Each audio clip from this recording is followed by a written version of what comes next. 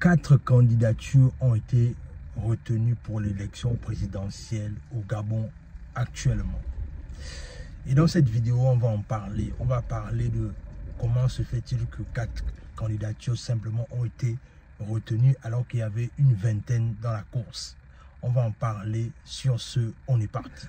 Salut, moi c'est Warren et bienvenue dans ma chaîne Vestige. Ici, on parle de développement personnel, on parle d'entrepreneuriat, on parle d'immigration aux États-Unis et au Canada et on parle également de géopolitique. Ce sont des thématiques qui vous parlent de choses à faire. La première, tu t'abonnes à la chaîne et tu partages la vidéo autour de toi. La deuxième, tu nous suis à travers nos réseaux sociaux. Et surtout pour les personnes qui veulent se former dans l'entrepreneuriat, n'hésitez pas à nous contacter, à nous laisser un message et on va se faire un plaisir de vous accompagner dans votre projet en fait. Comme je disais, aujourd'hui on va un peu parler du fait qu'au Gabon, à l'élection présidentielle, 4 personnes notamment ont été simplement retenues. C'est-à-dire on va parler de ça, on va un peu parler de comment est-ce que ces 4 personnes-là ont été retenues. Alors il faut bien savoir une chose, c'est que le 30 août 2023, il y a eu une élection présidentielle au Gabon, là où Ali Bongo s'était déclaré encore une fois de plus président, auto-président, voilà, il s'est auto-vainqueur. Et il y a eu un coup d'État, coup de libération, c'est selon, là où en fait les militaires ont pris le pouvoir. Et ils ont dirigé la transition pendant, on va dire grosso modo 2 ans. 18 mois, 2 ans, disons ça comme ça. Et au sortir de cette transition, il va se dérouler en fait une élection présidentielle. Et aujourd'hui, on est dans le dépôt des candidatures et au final, 4 personnes ont été retenues. Notamment le président Oligui, Alain-Claude Billy-Binze. Il y a 2 autres antagonistes là que je ne maîtrise pas bien les noms. Mais s'il y a des gens dans les commentaires qui peuvent nous mettre leur nom là, il n'y a pas de problème. Donc le truc c'est que ce qui s'est passé c'est quoi? C'est-à-dire ces 4 personnes ont été retenues. Mais au-delà de ces 4 personnes qui ont été retenues, il y a une personne en particulier ou en particulière, peu importe, c'est vous qui parlez le français. C'est-à-dire cette personne-là, c'est Jean-Rémy Yama. Jean-Rémy Yama, c'est un grand cadre gabonais et c'est quelqu'un qui est beaucoup connu parce qu'à la base, c'est un ancien prisonnier politique que le président Oligui a gracié. Et aussi, c'est par rapport au fait que voilà, c'est quelqu'un qui a beaucoup emmerdé le régime d'Ali Bongo et sa candidature a été rejetée. Et lorsque sa candidature a été rejetée, bien évidemment, il a dit qu'il va faire un recours et que malheureusement, il estime que il commence à avoir des fraudes et tout ce qui va avec. Et moi, je me suis un temps soit peu interrogé un peu sur qu'est-ce qui a fait que Jean-Rémy Yama, sa candidature a été rejetée en fait. Qu'est-ce qui n'allait pas dans son dossier? Et en faisant mes recherches un peu, en fait, je réalise en fait que les documents que j'ai, ça c'est la base de mes recherches. Bien évidemment, je peux avoir tort comme je peux avoir raison.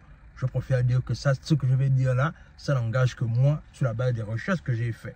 Maintenant, s'il y a des contre-vérités, les gens peuvent mettre dans les commentaires les contre-vérités.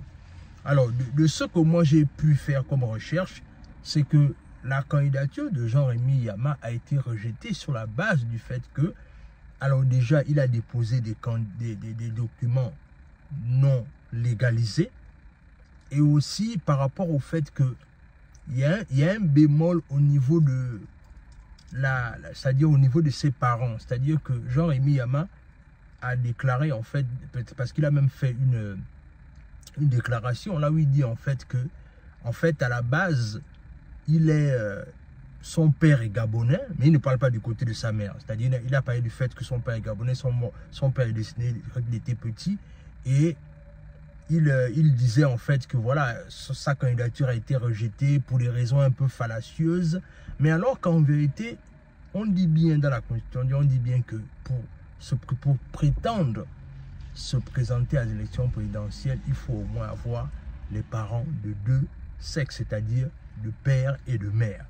Mais le constat que je fais avec Jean-Rémy Yama, c'est qu'il parle beaucoup de son père en disant que non, son père est gabonais, mais il est gabonais du côté de son père, mais il ne parle pas beaucoup de sa mère. Donc tu vois que du coup, je me pose un peu la question de savoir, est-ce que quelque part, peut-être sa mère n'est pas gabonaise. Moi, je ne sais pas. Mais je me dis quand même que si on parle du principe que son père n'était pas là, mais pourquoi il ne parle pas du côté de sa mère? C'est la première chose qui m'a quand même un peu fait tiquer. Et la deuxième chose aussi qui m'a quand même fait tiquer, c'est le fait qu'il se présente avec des documents non légalisés. C'est-à-dire qu'on part quand même du principe que c'est l'élection présidentielle. Pourquoi ne pas amener des documents en bonne et due forme? Est-ce que vous voyez un peu comment se fait-il qu'il n'emmène pas des documents non légalisés? Et bien évidemment, quand j'ai aussi fait le tour des réseaux sociaux, je réalise aussi que en écoutant, encore une fois, Jean-Rémy Yama sur ses propos, j'ai comme l'impression que c'est comme si le monsieur ne s'est pas bien préparé. Parce que si quelqu'un d'une telle trempe se serait bien préparé, on ne devait pas en arriver là. Et ce qui est aussi dommage, c'est que je commence à voir un peu, se dessiner un peu le même scénario, c'est-à-dire le fait qu'on veut imputer au président de la transition que c'est comme si en fait il a écarté Jean-Rémy Yama. Mais alors qu'en vérité, le président de la transition, moi je ne pense pas que le président de la transition ait envie d'écarter qui que ce soit, parce qu'en vérité, le président Jean-Rémy Yama, déjà président de Dynamique Unitaire, c'est quelqu'un qu'on sait que il faisait beaucoup vivre au président Ali Bongo des Vertes et des Pas Mûres. C'est la raison pour laquelle il a même fini en prison. Et moi, je pense qu'aujourd'hui, si le président de la transition a décidé de le faire sortir de la prison, c'est certainement parce qu'il connaît son impact dans la vie politique du Gabon. Et ce qui s'est encore même passé, c'est que le président de la transition, là, on l'avait nommé sénateur de la transition. Donc, en vérité, moi, je ne pense pas qu'il y a une certaine exclusion de Jean-Rémy Yama. Non, moi, je ne crois pas ça. Moi, je pense juste que certainement, il y a eu des difficultés à ce dernier-là à produire les documents en bonne et due forme. Et c'est la raison pour laquelle sa candidature a été rejetée tout simplement. Et il a 72 heures pour faire recours. Donc, moi, je ne pense pas que il faut voir ça dans le sens là où on veut l'écarter. Et moi, je me dis aussi que quelque part, c'est-à-dire, il y avait une vingtaine de candidats, de personnes qui ont mis leur candidature, mais 4 personnes ont été retenues. Et dans les 4 personnes qui ont été retenues, et là, je me souviens encore même pendant les personnes qui mettaient leur candidature, on a, je crois, 3 ou 4 femmes qui se sont présentées. Mais le constat fait, c'est que ces femmes-là, parce qu'on dit bien, c'est que les femmes, si vous êtes femme, en tout cas l'homme ou la femme, vous devez être marié. Et ce qui va se passer, c'est que les dames qui sont présentées ont eu du mal à fournir leur attestation de mariage. C'est-à-dire que, moi je me dis là que, ok, on a des femmes qui disent qu'elles veulent diriger le Gabon, elles veulent diriger le pays, mais elles ne sont même pas capables de diriger leur foyer. Bref, moi je ne sais pas ce que vous en pensez, dites-moi ça dans les commentaires. Mais je trouve quand même que c'est assez intéressant de voir qu'au moins au Gabon, on a des femmes qui se lèvent et qui veulent participer à la vie politique du pays. Mais il faut aussi d'abord peut-être aussi revoir un peu vos vies professionnelles, mesdames. C'est-à-dire qu'on ne peut pas se permettre de dire qu'on veut diriger un pays tout entier si on n'est pas capable de diriger son propre foyer. Moi, je ne sais pas si ces dames-là étaient mariées ou bien elles estimaient qu'on a toutes nos chances de se présenter même si on est célibataire.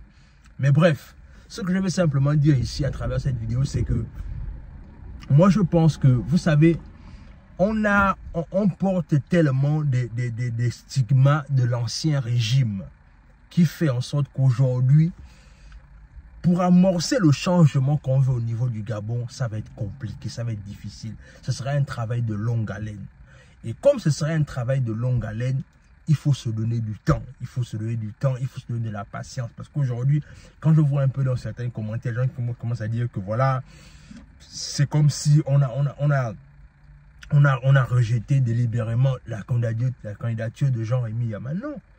C'est-à-dire qu'il ne faut pas prêter des intentions inutiles aux gens. Aujourd'hui, on est dans une phase là où on est en train de remettre le pays à plat. Espérons et souhaitons que les choses se passent différemment. Et encore une fois, comme je parlais de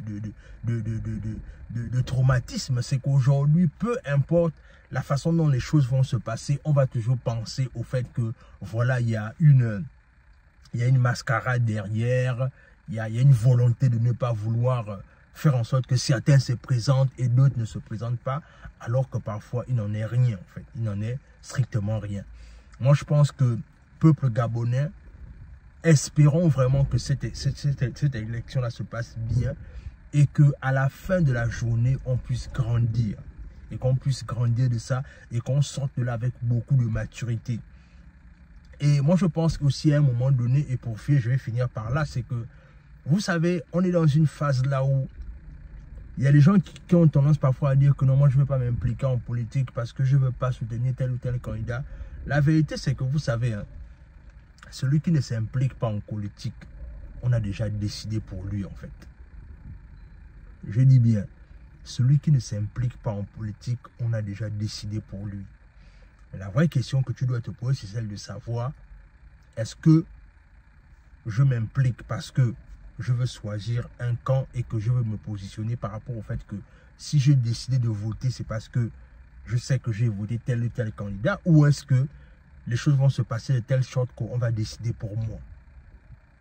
Moi, je pense que c'est maintenant ou jamais il faut s'engager véritablement en politique et ne plus dire que je vais rester à la maison en disant que non, oh, moi ça ne m'intéresse pas, je suis neutre. Non. À un moment donné, il faut prendre position et il faut s'engager politiquement. C'est vrai qu'il y a beaucoup de choses à reprendre, il y a beaucoup de choses à dire au système qui n'est pas encore bon, qu'il y a beaucoup de choses à faire, mais à la fin de la journée, la neutralité n'a pas sa place. Dans tous les cas, dis-moi ce que cette vidéo t'inspire dans les commentaires. À plus.